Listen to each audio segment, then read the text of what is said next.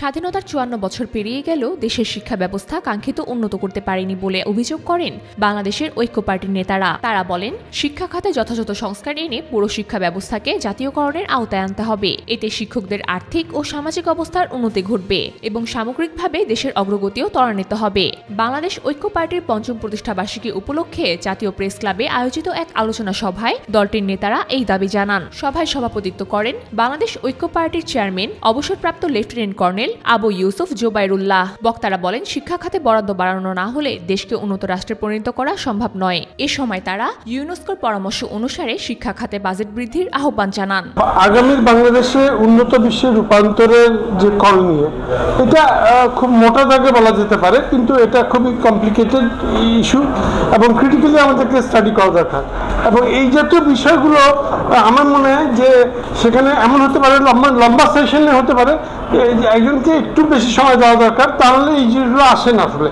তবু আমরা খুবই সংক্ষেপে বলছি, বাংলাদেশকে নিয়ে একটা বড় দ্বন্দ্বের জায়গা হচ্ছে যে আমাদের পলিটিক্যাল ফিলোসফি ক্লিয়ার না। এটা খুব ইম্পর্টেন্ট একটা জায়গা, যে পলিটিক্যাল ফিলোসফি ক্লিয়ার হতে হবে। ১ ২ নম্বর, সংবিধান সংক্রান্ত একটা বৈঠক হওয়া দরকার ছিল। সেটা একটা সংবিধান সংক্রান্ত আমাদের এক্সপার্ট যারা আছেন। আমি আসলে ফর্মাল কথাবার্তা বলবো না, যদিও আমাকে রিকোয়েস্ট করা হয়েছিল যে একটু ফর্মাল কথাবার্তা বলতে। আমি আমার নিজের অভিজ্ঞতা, যেহেতু আমি ২৪-এ খুব স্ট্রংলি মাঠে ছিলাম, অ্যাক্টিভলি মাঠে ছিলাম, তো আমি আমার অভিজ্ঞতা অনুযায়ী রাজনীতিকে কিভাবে দেখি আসলে আমি সেটাই আজকে বলার চেষ্টা করব। আমার মনে হয় যে বাংলাদেশে এখানে অনেকে অনেক কথা বলেছেন, আর আলহামদুলিল্লাহ অনেকে আমার রাজনীতিতে না আসা নিয়ে অভিযোগও করেছেন।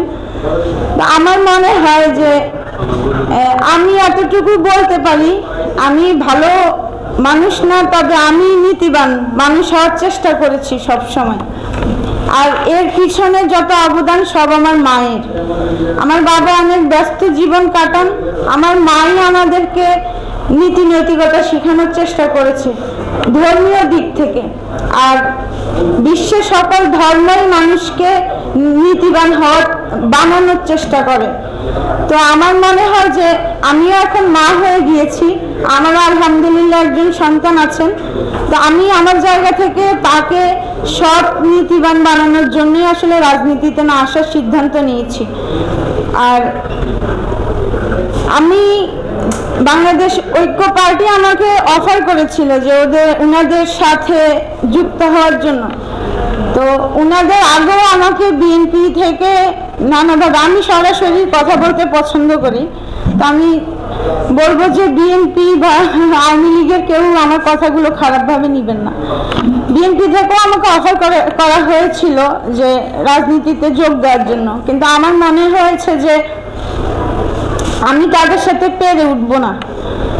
এত অনৈতিক কর্মকাণ্ড দেখেছি ছোট থেকে যে আমার এখন আর রাজনীতিতে মন বসে না।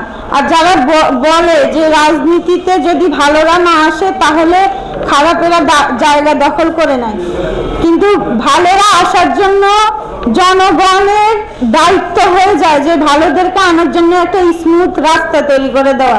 কিন্তু বাংলাদেশের জনগণ সেটা কখনোই পারেনি, আর আমি জানিও না আদৌ পারবে কিনা।